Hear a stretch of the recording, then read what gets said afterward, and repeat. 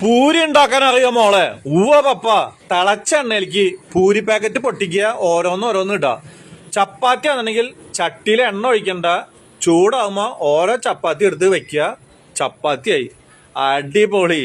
മക്കളെ പറഞ്ഞിട്ട് ഒരു കാര്യമില്ല, നമ്മൾ കടയിൽ പോയിട്ട് ചപ്പാത്തി പാക്കറ്റും പൂരി പാക്കറ്റും മേടിക്കും, ഉണ്ടാക്കും. ഇവർക്ക് എന്താ അറിയാം.